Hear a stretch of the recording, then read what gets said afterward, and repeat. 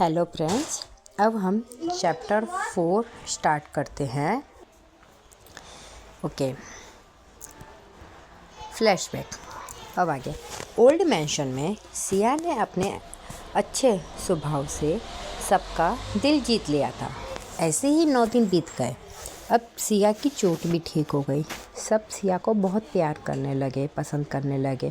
पहले जो घर में हमेशा शांति रहती थी, अब सिया के आने से वहाँ घर का माहौल खुशनुमा हो गया। निखिल भी खुश था सिया के आने से। आज सब डाइनिंग टेबल पर बैठे नाश्ता कर रहे थे तो सिया ने दादाजी से कहा, दादू हमें आपसे परमिशन चाहिए। दादू और दादी के साथ निखिल भी खाना छोड़कर सिया की तरफ देखने लगे। सिया ने आगे कहा, दादू हमारी स्टडी कंप्लीट हो चुकी है, हमें घर बैठना पसंद नहीं है, तो क्या हम जॉब कर सकते हैं? दादू ने खुशी से कहा, क्यों नहीं बच्चे, आपका दिल जो करे वो करो, हमें इसमें कोई प्रॉब्लम नहीं है। सिया ने दादाजी को उठकर हक कर लिया और खुशी से बोली, थैंक यू दादाजी। दादी माँ चिढ़ गई। सिया से कहा, सारा प्यार दादू के लिए और हमारे लिए कुछ भी नहीं।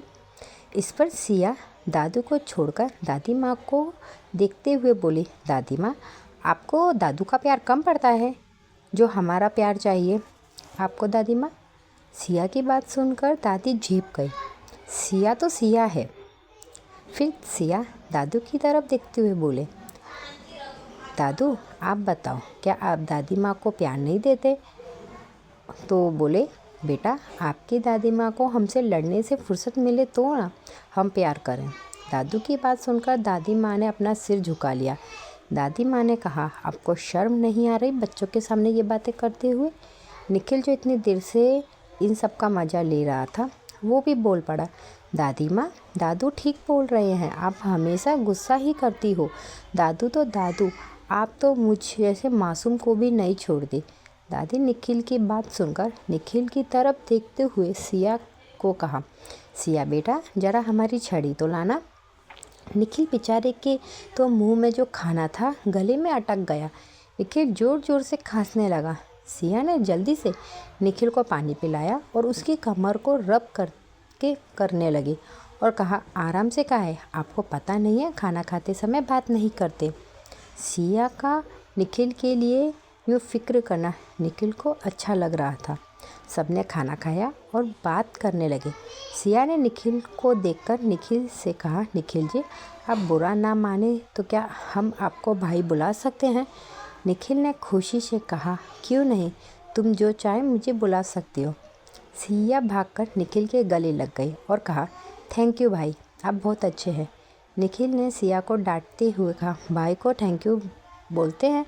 सिया निखिल से अलग हुए कहा, ठीक है, फिर आज से हम आपको बिग बी बुलाया करेंगे। निखिल कंफ्यूज होकर सिया को पूछता है, बिग बी मतलब? सिया हंसते हुए जवाब दे दिया, बिग ब्रदर यानी बिग बी। निखिल ने कहा, ओके। निखिल ने सिया को कहा, सिया बच्चे आप जॉब के बारे में बोल रहे थे, आपको कैसी जॉब चाहिए? सिया ने बोला, बिग बी अभी तो हमारे पास कोई जॉब नहीं है, इसलिए कोई भी जॉब चल जाएगी। निखिल ने कहा, तो ठीक है, फिर आप आज से हमारे साथ काम करोगे, इससे हम आपकी चिंता भी नहीं रहेगी। दादू और दादी ने भीतरी निखिल की बात पर सहमति जताई। सिया भी मान गई। निखिल ने कहा, जाओ तुम जाकर तैयार हो जाओ, आज हम ऑफिस जा रहे हैं। सिया बहुत खुश हुई और कहा, ओके बिग बी, हम 15 मिनट में आते हैं। सिया वहाँ से अपने रूम में चली गई। 10 मिनट में ही रेडी होकर नीचे आ गई। निखिल और दादा दादी ने देखा सिया बहुत प्यारी लग रही थी। वाइट शर्ट और ब्लैक पैंट, बालों की पॉनी टेल बनाई हुई थी और कानों में ब्लैक स्टोन वाले इयररिंग पहने हुए थे जो निखिल उसके लिए लाया था। होठों पर हल्की पिंक लिपस्टिक, आँखों में बस थोड़ा सा काजल, फिर भी एकदम परी लग रही थी। सिया निखिल के पास आई और कहा, चलिए बिग बी। निखिल ने कहा, तुम तो 15 मिनट का बोलकर गई थी, मुझे लगा कम से कम 1 घंटा लगेगा तुम्हें आने में। सिया ने निखिल को कहा, पर आपको ऐसा क्यों लगा बिग बी? मैंने सुना है लड़कियां रेडी होने में बहुत टाइम लगाती है, इसलिए। सिया ने कहा, अरे बिग बी वो क्या है ना, आपकी बहन उन लड़कियों में से नहीं है जो अपने असली चेहरे को मेकअप के पीछे छुपा ले। मैं ना नेचुरल ब्यूटी में बिलीव करती हूँ और मैं तो बहुत ही सुंदर हूँ, क्यूट हूँ, गुड लुक हूँ, हॉट हूँ और स्वीट तो मैं हूँ। मुझे मेकअप की क्या ज़रूरत। निखिल दादाजी और दादी माँ सिया को ऐसे देख रहे थे जिसे वो कोई दुनिया का 8वां अजूबा देख रहे हो। सिया ने कहा, चलो बिग बी, और निखिल को खींचकर बाहर ले गई।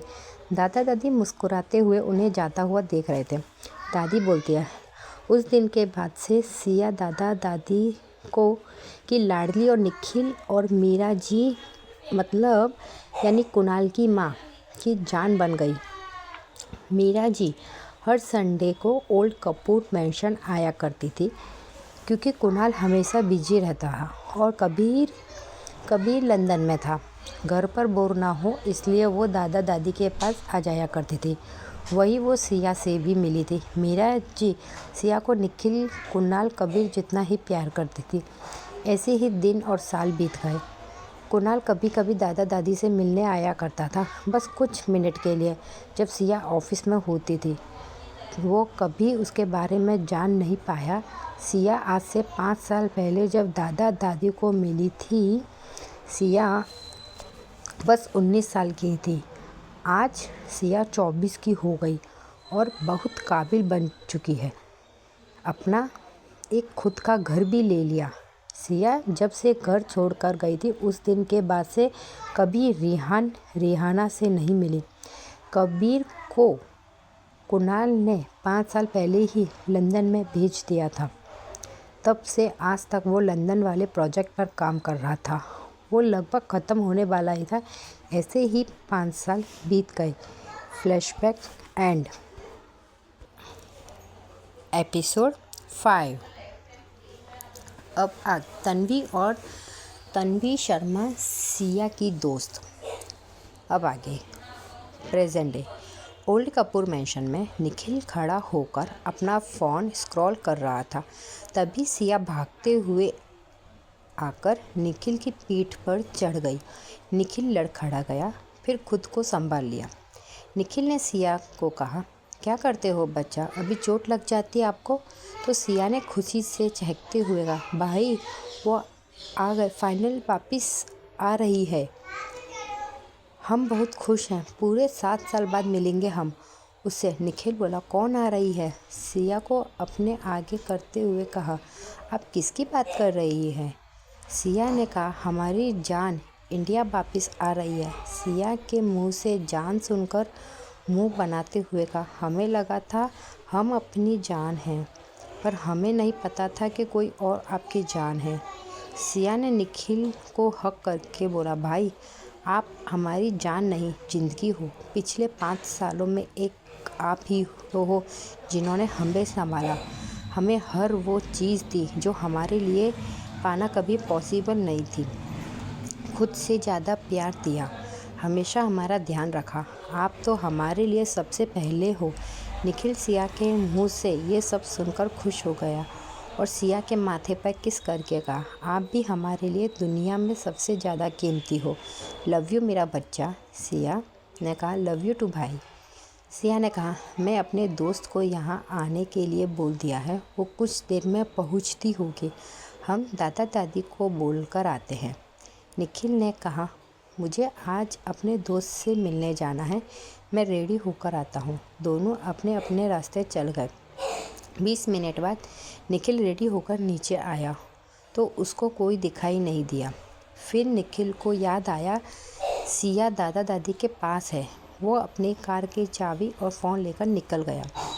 निखिल मेन डोर से बाहर अपना फ़ोन यूज़ करते हुए जा रहा था। अचानक किसी से टकरा गया। जैसे ही वो इंसान गिरने को हुआ, निखिल ने उसे थाम लिया। निखिल के नज़र जब उस इंसान पर गई तो वो उसे देखता रह गया। निखिल की बाहों में इस वक्त एक सुंदर सी लड़की, काले बाल, पिंक होठ, बड़ी बड़ी पलकें, जो डर के मारे आंखें बंद कर गई थी। जब उस लड़की को लगा उसे चोट नहीं लगी, उसने अपनी आंखें खोल देखा तो सामने निखिल का सुंदर फेस देखा तो उसे देखती ही रह गई। एक पल के लिए वो लड़की निखिल में खो गई।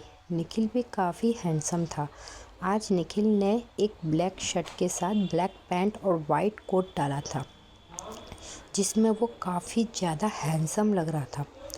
वहीं उस लड़की ने एक येलो कलर की मिडी डाली थी, जो उस पर बहुत प्यारी लग रही थी। लड़की को होश आता है तो वो बोलती है, क्या आप हमें छोड़ेंगे? निखिल लड़की की बात सुनकर उसे छोड़ देता है। वो लड़की सीधा ज़मीन पर गिरती है और गुस्से में चिल्लाती है, पागल आदमी, जब हमें गिराना ही था तो बचाया क्यों? वो लड़की अपने हाथ को झाड़ते हुए उठकर निखिल के सामने खड़ी हो गई और कहा, क्या तुम अंधे हो? बिना देखे चल रहे थे और मुझसे टकरा गए और ऊपर से मुझे नीचे गिरा दिया। इडियट कहीं के, पता नहीं लोग ऐसे पागलों को खुला कैसे छोड़ देते हैं। निखिल जो अभी तक शांत था, उसका पारा हाई हो गया और चिल्लाते हुए कहा, लुक मिस बकबक, कब से बोले जा रही हो? तुम देखकर नहीं चल सकती? एक तो गलती खुद की और सुना मुझे रही हो। तभी उनको एक प्यारी सी आवाज़ आती है, यह क्या हो रहा है? निखिल और वो लड़की दोनों ही उस तरफ देखने लगे जहाँ से आवाज़ आई थी। उन्होंने देखा वहाँ सिया खड़ी दोनों को घूर रही है। सिया भागकर उस लड़की को गले लग गई और कहा, मैंने तुम्हें बहुत मिस किया तन्वी जी। कहाँ ये वही लड़की है, सिया की बचपन की दोस्त तन्वी शर्मा। तन्वी ने भी सिया को कहा, मैंने भी तुम्हें बहुत मिस किया सियू। दोनों को ऐसे मिलता देख निखिल समझ गया था कि यह वही लड़की है, सिया की दोस्त, जिसके बारे में सिया ने बताया था। निखिल खुद को इग्नोर होता देख खांसने की एक्टिंग करता है। तब जाकर उन्हें निखिल का ध्यान आता है।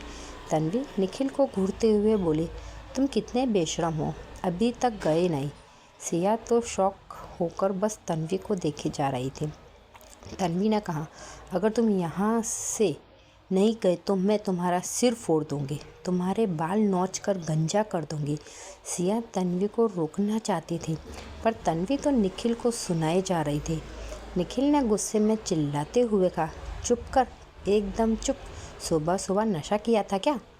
क्या यार, इतना कौन बोलता है?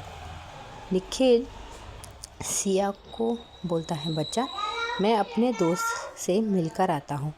और तन्वी की तरफ देखते हुए कहा, थोड़ी देर और रहा तो पक्का सच में पागल हो जाऊंगा। निखिल सिया को हक करके और सिया के माथे पर किस करके वहाँ से चला गया। तन्वी को थोड़ा ये सब अजीब लगा। फिर उसने अपना सिर झटक दिया और बोला, सियू, अब मुझे यहीं खड़ा रखेगी या अंदर भी बुलाएगी? सिया ने कहा, हाँ क्यों नहीं, चल अंदर, दादू और दादी माँ वेट कर रहे हैं। सिया ने एक बैग खुद उठाया और एक तन्वी ने। दोनों घर के अंदर पहुंच गए। सामने हॉल में दादाजी अपने और दादी माँ पहले से ही मौजूद थे। सिया ने कहा, दादू दादी माँ देखो, तन्वी आ गई है। दादी माँ ने और दादू ने तन्वी को कहा, आओ बेटा तन्वी। दोनों के पैर छूकर उनके पास बैठ गई। दरअसल सिया ने दादा और दादी को तन्वी के बारे में पहले ही बता दिया था, इसलिए दादाजी और दादी माँ ने तन्वी के बारे में पहले ही जानते थे। तन्वी भी सिया के लगातार टच में रहती थी। वो भी जानती थी कि तन्वी सिया की एक अच्छी दोस्त है जो उसे बहुत प्यार करती है। सिया के बारे में तन्वी सब जानती थी। सिया ने बचपन से ही क्या कुछ नहीं झेला। दादी माँ ने कहा, सिया बच्चे जाओ, तन्वी को उसका रूम दिखा दो। वो लंबा सफ़र करके आई है, थक गई होगी, उसे आराम करना चाहिए। सिया ने कहा, ओके दादी जान। सिया प्यार से दादी को दादी जान बोलती थी।